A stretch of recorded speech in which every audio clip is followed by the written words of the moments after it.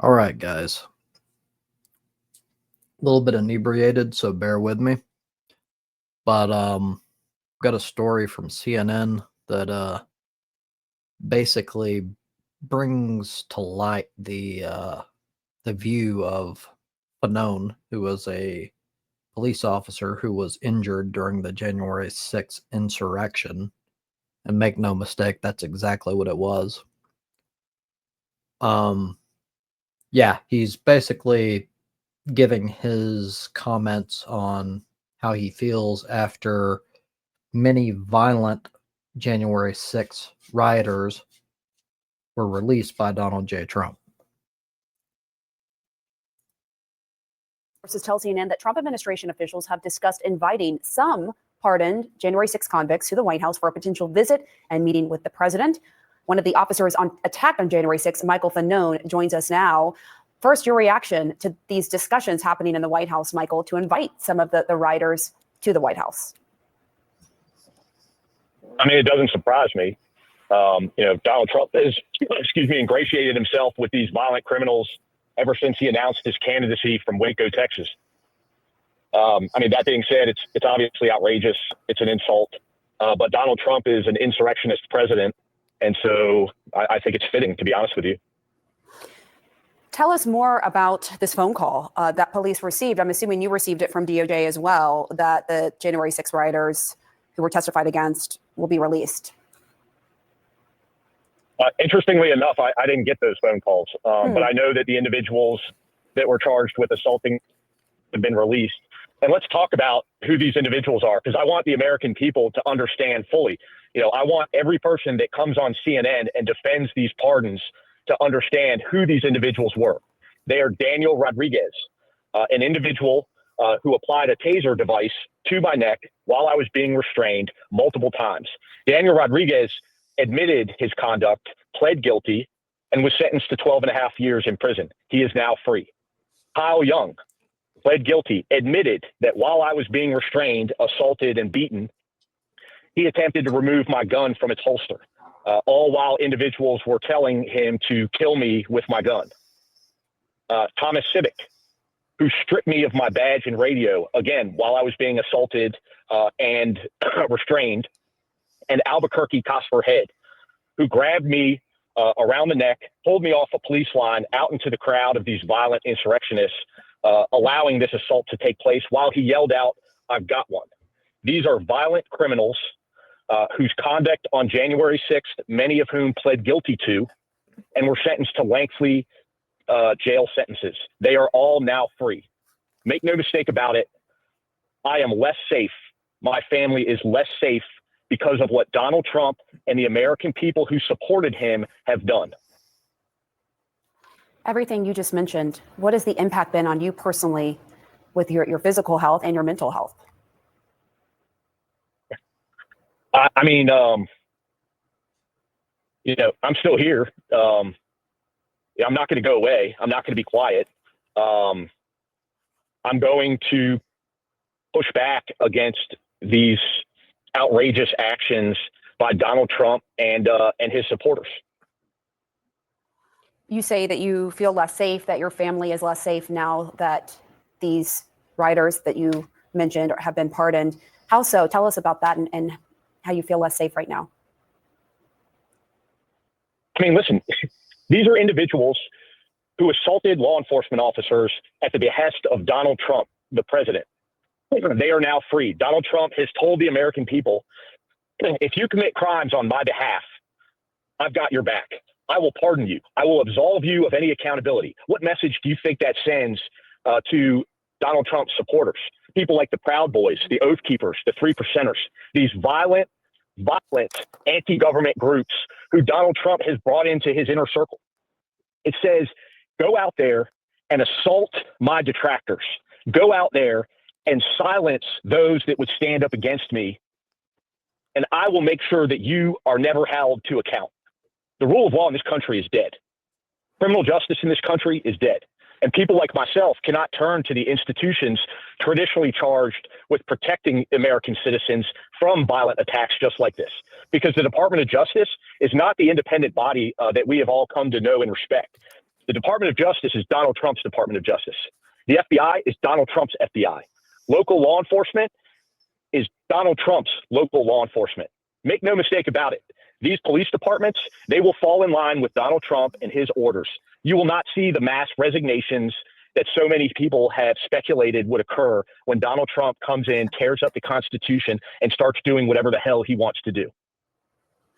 I believe we have sound from the Oath Keepers leader, Stuart Rhodes, who spoke after he was released from prison. I want to listen to that and then get your reaction to that on the other side, Michael. So let's listen. Any regrets? No, I don't, because we did the right thing. We were there to protect Trump supporters from Antifa. We were there to protect and secure 2 permitted events on Capitol grounds where members of Congress were going to speak. The guys that went inside did not commit any crimes. They helped the police and helped the people out. He says he has no regrets. What do you say, Michael? Yeah, I mean, this is what I would say to Stuart Rhodes. Go fuck yourself. Okay. You're a liar.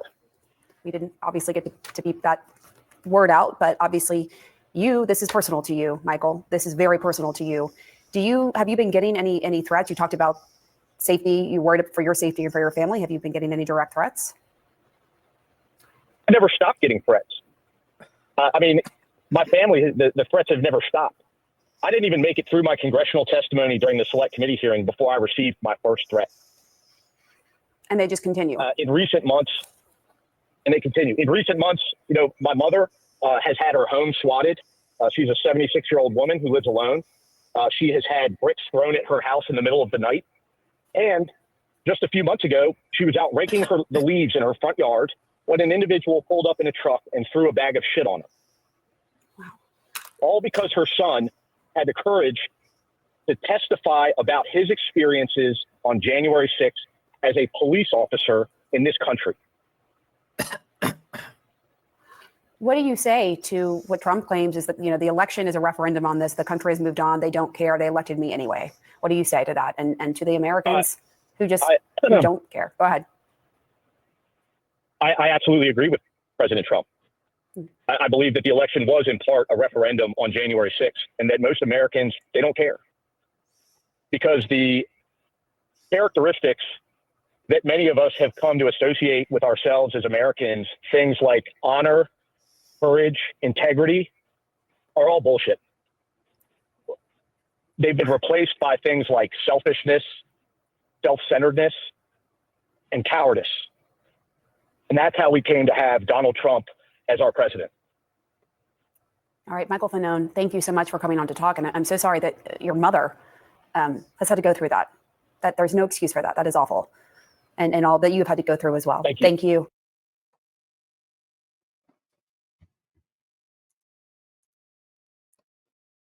All right. So this is just one perspective, and there are many, but there's no positive perspective on behalf of the rioters. None. Literally, Donald Trump made up a lie that he was shit out of fucking president when he lost fair and square. And he incited people to attempt a violent fucking insurrection. Luckily, he failed. But now he's in power and he's let many of even the violent fucking criminals during January the 6th just out. And luckily, we have people like fucking Fanone here who has principles, who are actually decent human beings that don't give a fuck. And we need more people like that. So I disagree with Fanone, though. His general consensus is that the American people don't care at all. Like, they don't care. They're all selfish, or they're looking out for their own interest. I don't believe that's true. What I believe is a vast majority of people who voted for Donald Trump were misled. They were told all of these lies about all of your problems are caused by immigration and trans people and all this stupid shit. And like at this point, they're starting to realize exactly how wrong they were.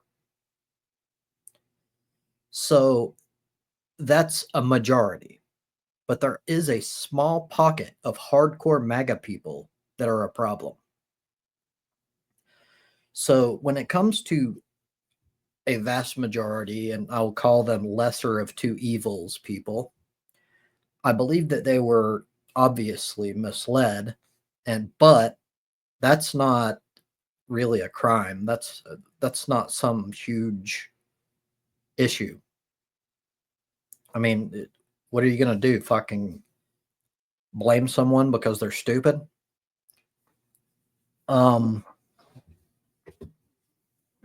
But MAGA people, and specifically like the rioters of January the 6th, they're an entirely different breed of people. And what is required to deal with this sort of people is to fight fire with fire. And Fanone, I think, realizes this. And the truth of the matter is, if these people were to rise up, and by the way, as always, when it comes to these media things, they're a tiny minority of the population. Most of the population would turn against them in a heartbeat.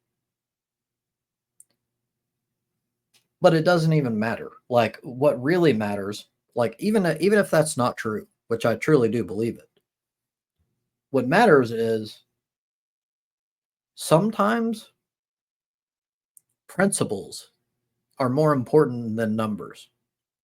It doesn't matter. Sometimes you tell the truth and you fight against fucking tyranny no matter what. Even if you fuck yourself in the fucking process. And a lot of people say it's stupid. I don't care. I'm one of those people. I don't give a shit. I do not care at all. I don't care about fucking threats, anything. I've got enough ammunition to take on, honestly, like if it were to come to it, I could probably handle about a fucking 30-person standoff for a decent amount of time. And on my side, almost all MAGA supporters have the IQ of grapefruit, which means there's a high likelihood and I don't condone violence, but I will protect myself. And let's put it this way. With their IQ, I think there's a high likelihood that I can take at least 10 of them out before I'm taken out. And if that's the case with utilitarianism, that's a fucking win. 10 pieces of shit out of this world for my life, that's a fair trade.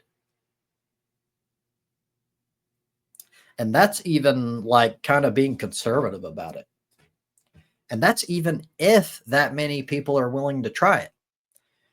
Chances are pretty high that even if they were willing to try it, that other people in the neighborhood would turn against them and they would end up dead before they even had anything fucking close. Yeah. So this is really the only way forward. We've got various media groups like fucking intermediate, sort of like, at least from America's standpoint, we call them center left, although they're not. These media companies that are like basically all bowing down to Trump, like CSNBC, fucking grifters. They're just essentially doing whatever the fuck he says because his whole fear-mongering campaign has worked on them. What is required is for enough people to say that shit's not going to work on me. And for enough people to call out his fucking evil for what it is. And if Fanone is right and the FBI is Trump's FBI, if local police is Trump's local police, etc., then we have no choice but to fucking handle them ourselves. And I am honestly not even in the slightest bit concerned about that prospect. Not even a little bit. Because while, again, Fanone and I disagree on this, I truly, sincerely believe that a vast majority of people are decent. And sure, they were selfish and they were worried about, like, they were fear-mongered into believing that, like, their situation was terrible from a fucking gaslighter named Donald Trump. I truly believe that if worse came to worse, let's take worst case scenario here. Let's say that white nationalists decided that they were going to enact a civil war. And they were to, like, like, enough's enough. They believe that there's some sort of, like, attempt to fucking eradicate white people, like the stupid conspiracy shit that they've all been fucking bought into. So if they were to, like, enact a civil war, it would be like 1%, maybe 3% of the population versus, now, to be fair, a lot of the population would decide that they don't want to be involved for selfish reasons, and that always happens. But it would be at least 20% of the population that would turn on them. And it would be fucking poetic, because these people that are, like, talking shit about black people and, like, Hispanics and treating them as if they're, like, subhuman or something, they would be dealt with by their own kind. And their very last fucking, the very last thoughts that go through their head would be, damn, I was betrayed by my own. And that's what they fucking deserve.